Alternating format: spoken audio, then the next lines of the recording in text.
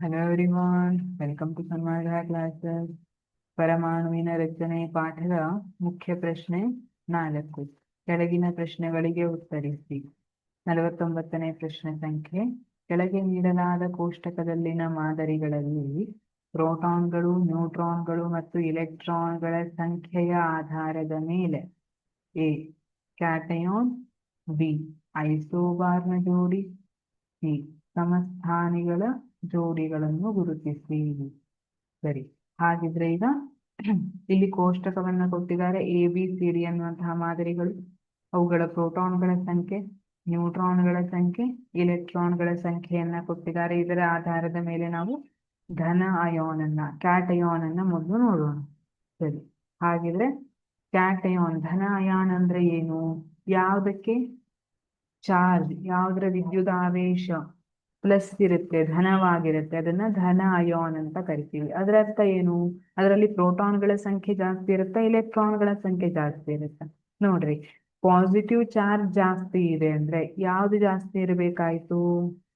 Correct, ಪ್ರೋಟಾನ್ಗಳು ಜಾಸ್ತಿ ಇರಬೇಕಾಯ್ತು. ಪ್ರೋಟಾನ್ಗಳು ಧನ ಆವೇಶವನ್ನ ಹೊಂದಿರುತ್ತೆ, ಇಲೆಕ್ಟ್ರಾನ್ಗಳು ಋಣಾವೇಶವನ್ನ ಹೊಂದಿರುತ್ತೆ. ಹಾಗಾಗಿ ಇಲೆಕ್ಟ್ರಾನ್ಗಳು ಜಾಸ್ತಿ ಇದ್ರೆ ಆ ಪರಮಾಣುವಿನ ಮೇಲೆ ಅಥವಾ ಅಯಾಣುವಿನ ಮೇಲೆ ನೆಗೆಟಿವ್ ಚಾರ್ಜ್ ಬರುತ್ತೆ.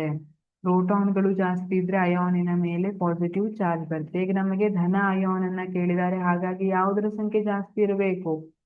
ಪಾಸಿಟಿವ್ ಚಾರ್ಜ್ ಸಂಖ್ಯೆ ಜಾಸ್ತಿ ಇರಬೇಕು ಅಂದ್ರೆ ಪ್ರೋಟಾನ್ಗಳ ಸಂಖ್ಯೆ ಇಲೆಕ್ಟ್ರಾನ್ಗಿಂತ ಜಾಸ್ತಿ ಇರಬೇಕು. ಹಾಗಿದ್ರೆ ಮೊದಲು ನಾವು ಈಸಿ ಮೆಥಡ್ ಇದೆ, ಪ್ರೋಟಾನ್ ಮತ್ತೆ ಇಲೆಕ್ಟ್ರಾನ್ ಅನ್ನ ಕಂಪೇರ್ ಮಾಡ್ತಾ ಹೋಗಿ ಯಾವ್ದ್ರಲ್ಲಿ ಪ್ರೋಟಾನ್ ನ ಸಂಖ್ಯೆ ಜಾಸ್ತಿ ಇದೆ ಅದು ಧನ ಅಯಾನ್ ಆಗಿರುತ್ತೆ. ಎ ಯಲ್ಲಿ ನೋಡಿ 6 ಪ್ರೋಟಾನು 6 ಇಲೆಕ್ಟ್ರಾನು, ಎರಡು ಸಮವಾಗಿದೆ, ತಟಸ್ಥ. ಬಿ ದಲ್ಲಿ 18 ಪ್ರೋಟಾನು 18 ಇಲೆಕ್ಟ್ರಾನು, ಇದು ಕೂಡ ತಟಸ್ಥ. ಸಿ ದಲ್ಲಿ 20 ಪ್ರೋಟಾನ್ 20 ಇಲೆಕ್ಟ್ರಾನ್, ಇದು ಕೂಡ ತಟಸ್ಥವಾಗಿದೆ. ಡಿ ದಲ್ಲಿ ನೋಡಿದ್ರೆ 13 ಪ್ರೋಟಾನ್ಗಳು 10 ಇಲೆಕ್ಟ್ರಾನ್ಗಳು, ಅಂದ್ರೆ ಪ್ರೋಟಾನ್ಗಳ ಸಂಖ್ಯೆ ಇಲೆಕ್ಟ್ರಾನ್ ಸಂಖ್ಯೆಗಿಂತ ಹೆಚ್ಚಾಗಿದೆ. ಹಾಗಾಗಿ ಯಾವುದು ಧನ ಅಯಾನ್ ಆಯಿತು? ಹೌದು, ಡಿ ಅನ್ನುವಂಥದ್ದು ಕ್ಯಾಟಯಾನ್ ಅಥವಾ ಧನ ಅಯಾನ್. ಸರಿ, ಎರಡನೇದೇನ್ ಕೇಳಿದ್ದಾರೆ? ಐಸೋಬಾರ್ಗಳು. ಐಸೋಬಾರ್ಗಳು ಅಂದ್ರೆ ಯಾವುದೇ ಧಾತುಗಳು ಬೇರೆ ಬೇರೆ ಪರಮಾಣು ಸಂಖ್ಯೆಯನ್ನ ಹೊಂದಿದ್ದು ಒಂದೇ ರಾಶಿ ಸಂಖ್ಯೆಯನ್ನ ಹೊಂದಿದ್ರೆ ಅದನ್ನ ಐಸೋಬಾರ್ಗಳು ಎನ್ನುವರು. ಹಾಗಿದ್ರೆ ರಾಶಿ ಸಂಖ್ಯೆ ಅಂದ್ರೇನು? ರಾಶಿ ಸಂಖ್ಯೆ ಅಂದ್ರೆ ಪರಮಾಣು ರಾಶಿ ಸಂಖ್ಯೆ ಅಂದ್ರೆ ಪ್ರೋಟಾನ್ ಮತ್ತು ನ್ಯೂಟ್ರಾನ್ಗಳ ಮೊತ್ತವನ್ನ ಪರಮಾಣು ರಾಶಿ ಸಂಖ್ಯೆ ಅಂತ ಕರಿತೀವಿ. ಸರಿ, ಹಾಗಿದ್ರೆ ಈಗ ನಾವೇನ್ ಫೈಂಡ್ ಔಟ್ ಮಾಡಬೇಕು? ಪ್ರೋಟಾನ್ ಮತ್ತೆ ನ್ಯೂಟ್ರಾನ್ಗಳನ್ನ ಸೇರಿಸಬೇಕು. ಯಾವ್ದ್ರಲ್ಲಿ, ಯಾವ ಎರಡರಲ್ಲಿ ಈಕ್ವಲ್ ಆಗಿರುತ್ತೆ ಅದನ್ನ ನಾವು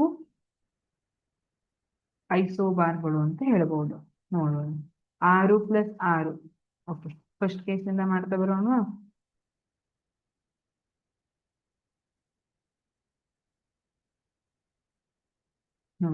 ಎದಲ್ಲಿ ಏನಾಗುತ್ತೆ? 6 + 6 12 ಆಯ್ತು. ಬಿ ದಲ್ಲಿ 18 + 22 40 ಆಯ್ತು. ಸಿ ದಲ್ಲಿ 20 + 20 40 ಆಯ್ತು. ಉತ್ತರ ಗೊತ್ತಾಯ್ತಾ? ಡಿ ದಲ್ಲಿ ಏನಾಗುತ್ತೆ? 13 + 14 27 ಆಯ್ತು. ಈ ದಲ್ಲಿ 6 + 8 14 ಆಯ್ತಾ? ಸರಿ, ಹಾಗಿದ್ರೆ ಈಗ ಹೇಳಿ, ಐಸೋಬಾರ್ ಜೋಡಿ ಯಾವುದು? ಬಿ ಮತ್ತು ಸಿ. ಯಾಕೆ? ಇವೆರಡರದ್ದು ಪರಮಾಣು ರಾಶಿ ಸಂಖ್ಯೆ ಒಂದೇ ಇದೆ, ಆದರೆ ನೋಡಿ ಪ್ರೋಟಾನ್ಗಳ ಸಂಖ್ಯೆ ಅಂದ್ರೆ ಪರಮಾಣುವಿನ ಸಂಖ್ಯೆ ಬೇರೆ ಬೇರೆ ಇದೆ, ರಾಶಿ ಸಂಖ್ಯೆ ಒಂದೇ ಇದೆ. ಹಾಗಾಗಿ ಇವು ಐಸೋಬಾರ್ಗಳು.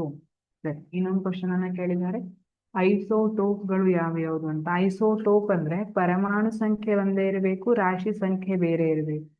ಕೊಟ್ಟಿರುವಂತಹ ಮಾದರಿಗಳಲ್ಲಿ ಯಾವ ಎರಡರದ್ದು ಪ್ರೋಟಾನ್ಗಳು ಅಂದ್ರೆ ಪರಮಾಣು ಸಂಖ್ಯೆ ಸೇಮ್ ಇದೆ ಅನ್ನೋದನ್ನ ನೋಡಿ. ಎ ಮತ್ತೆ ಈನ ಹೌದಾ? ಹೌದು. ಎ ಯಲ್ಲೂ 6 ಪ್ರೋಟಾನ್ಗಳು, ಇ ಯಲ್ಲೂ 6 ಪ್ರೋಟಾನ್ಗಳು. ಅಂದ್ರೆ ಎ ಮತ್ತೆ ಇ ಎರಡು ಒಂದೇ ಧಾತು, ಆದ್ರೆ ಅವು ಸಮಸ್ಥಾನಿಗಳು. ಸಮಸ್ಥಾನಿಗಳ ಜೋಡಿ ಎ ಮತ್ತು ಇ. Thank you.